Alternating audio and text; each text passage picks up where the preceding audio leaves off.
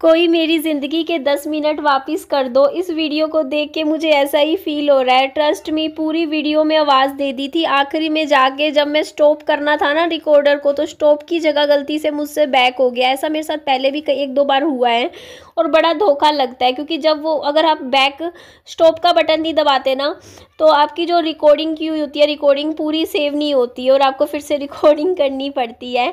तो मैं इस वीडियो में आपको लेकर आई हूँ मेरे पापा जी के सबसे अच्छे दोस्त, जिनके साथ मेरे पापा जी ने सरकारी नौकरी में काम किया, उनके घर पर आई हूँ।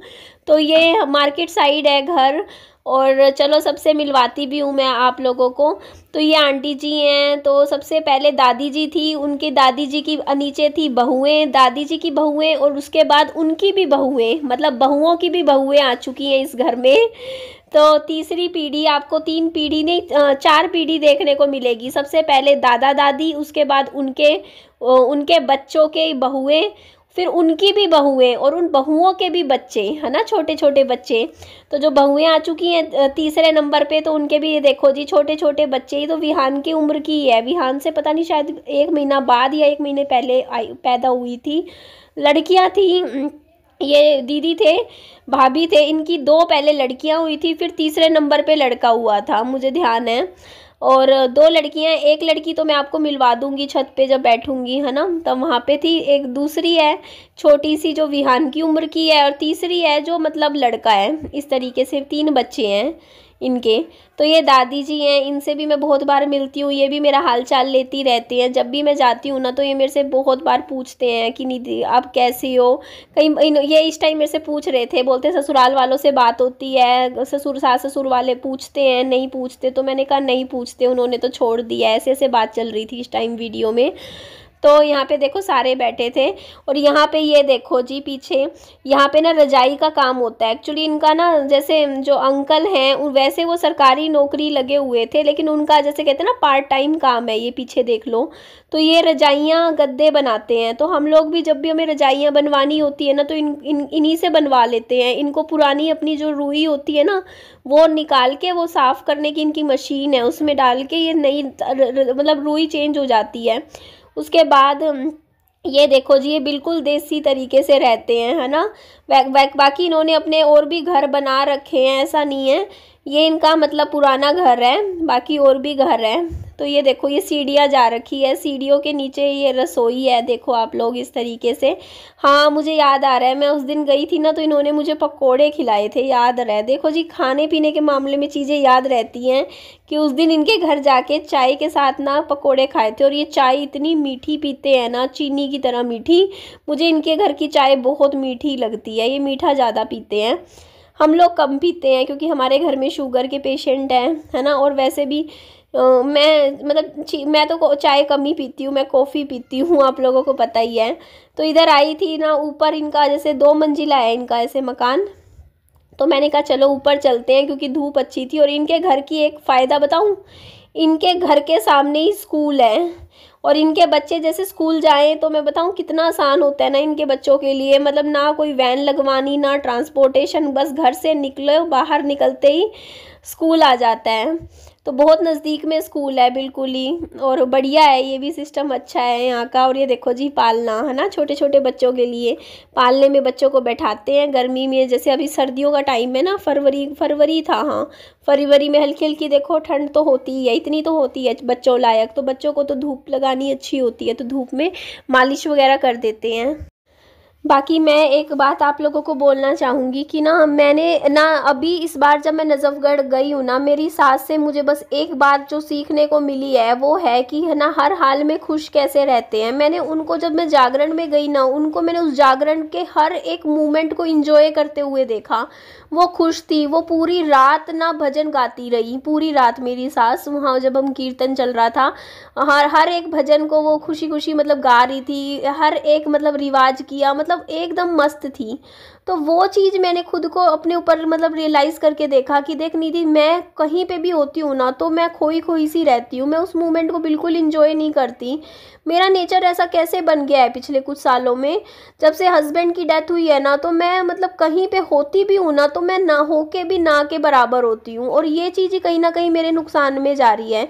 अब जो मेरी सास है, उनको मैं देखती हूँ ना, वो सिर्फ आज में जीती हैं, वो कल में नहीं जी रही हैं। वो बीते हुए कल की तो बात भी करना पसंद नहीं करती हैं।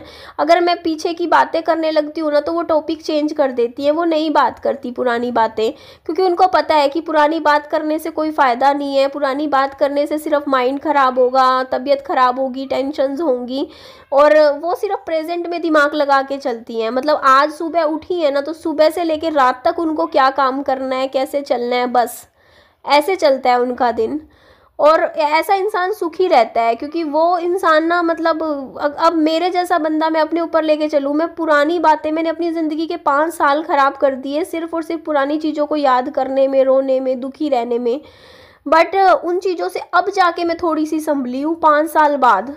इतना टाइम मुझे लग गया उन चीज़ों से थोड़ा सा बाहर निकलने में। बाहर भी ऐसा कि मैं तो बस होता नहीं कि या तो मैं मतलब मैं प्रेजेंट पास्ट की चिंता करती रहती थी, या फिर आने वाले टाइम की कि आगे क्या होगा मेरे साथ, मेरी लाइफ में कैसे क्या होगा ये वो। तो मैं वही चीज़ बता रही थी कि ना हर इंसान का ना मतलब जैसे दुख तकलीफ़ उसकी ज़िंदगी में आते हैं ना, तो कोई इंसान होता है कि उस दुख तकलीफ़ में बिल्कुल पागल ही हो जाता है, और कोई इंसान होता है उस दुख तकलीफ़ में भी खुद को संभाल लेता है। तो ना उस चीज़ में ना हमें ना अपने आप को दायरा चेंज करना चाहिए, क्योंकि हमारी जो सराउंडिंग होती है ना हमें बहुत इफ़ेक्ट करती है। कोई भी चीज़ हो, मान लो आपके ऊपर बहुत भारी दुख पड़ा है और आपके परिवार वाले एक मतलब बहुत अच्छा परिवार है आपका पीछे, मतलब इतना बड़ा परिवार है, एक होता नहीं फैमिली अच्छी जो आपको मतलब पूरा फुल सपोर्ट करती है, और आपको पूरा एक होता नहीं है कि उस दुख से बाहर निकलने में आपको पूरी मदद करती है, आपको प्यार देती है, आपको हिम्मत देती है, तो आपका वो जो दुख है ना बहुत आसानी से कट जाता है। बट वही अगर उल्टा हो जाए कि मतलब आप अकेले पड़ जाओ, आपकी फैमिली में मतलब अनबन हो, आपस में कम बनती हो आपस में सबकी, तो ऐसे में ना उस दुख से बाहर निकलना और मुश्किल हो जाता है, क्योंकि आप अकेले अकेले से रह जाते हो। आप मतलब किसी का एक होता है ना इमोशनल सपोर्ट नहीं मिलता फिर। तो वही चीज़ मैंने देखी है कि यार जो मेरी सास है ना, उनका जो है ना पूरा परिवार ने मतलब एक कहते नहीं उनको संभाल लिया, तो वही है, और मैं अकेले कमरा बंद करके बैठी रही। तो अगर मैं भी शायद देखो अपने लिए नए दोस्त बनाती, नई सहेलियां बनाती, उन लोगों में उठती बैठती, बाहर निकलती घूमती, तो शायद मैं भी थोड़ा सा होता नहीं कि जल्दी संभल जाती। मैंने अकेले ही खुद को संभाला, मैंने किसी का भी सहारा ही नहीं लिया। एक सहारा लेने का मतलब ये है कि इमोशनल सपोर्ट होता है ना, कि दोस्तों की बात कर रही हूँ मैं यहाँ, दोस्त यार होते हैं कि हाँ फ्रेंड्स होते हैं कि उनके साथ बाहर निकलता है कोई इंसान, तो वो चीज़ मैंने करी नहीं। मैं बस अकेले बंद कमरे में बैठी रही इतने सालों तक। तो बस इस तरीके से मैंने अपना टाइम निकाला। अब मैं अपनी इस वीडियो की रिकॉर्डिंग को ना काट काट के बीच बीच में से फिर कर रही हूँ। मैं कहा पूरी की पूरी रिकॉर्डिंग चली जाती है ना 10 मिनट की, फिर बड़ा दुख आता है ना। तो आज बाकी हाँ, आज मैंने जो वीडियोस भेज रही हूँ ना उसमें मेरे को ना मैंने एक ही फ़ोन से भेज रही हूँ ना, तो इस वजह से मेरा आज काफ़ी ज़्यादा टाइम ख़राब हो रहा है, क्योंकि वीडियो का एक्सपोर्ट में बहुत टाइम लगता है। मतलब एडिटिंग के बाद एक्सपोर्ट का एक वो होता है हमारे यहाँ, आपको नहीं पता होगा, उसमें बहुत टाइम लग जाता है। तो 2 मोबाइल फ़ोन यूज़ किया करूँगी मैं। बाकी ये सूट आपको कैसा लग रहा है? ये सूट मेरा कहाँ है आज के टाइम में मुझे पता ही नहीं है, मैंने कहाँ रख दिया। मैं ऐसे ही देखो ना, ना सूट का होश ना पहनने का होश। ये देखो आप मेरी शक्ल देखो, क्या हालत हो रखी थी मेरी बिल्कुल ही, है ना। तो बहुत बुरा वक्त मैंने देखा है अपनी ज़िंदगी में, वहाँ से निकल के मतलब यहाँ तक आई हूँ। बाकी ये देखो जी, यहाँ मैं नीचे डालती हूँ चलो फिर, है ना।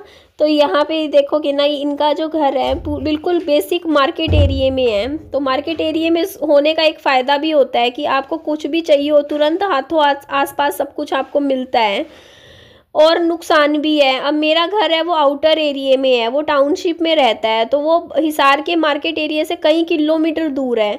तो अगर मुझे बाज़ार जाना है ना, अब तो देखो मेरे को आदत हो गई है जाने की, तो मुझे इतना दूर नहीं लगता। वैसे दूर है, अगर लोकल बंदे को तो दूर लगेगा, जिसको आदत ना हो ना इतना दूर दूर से आने की।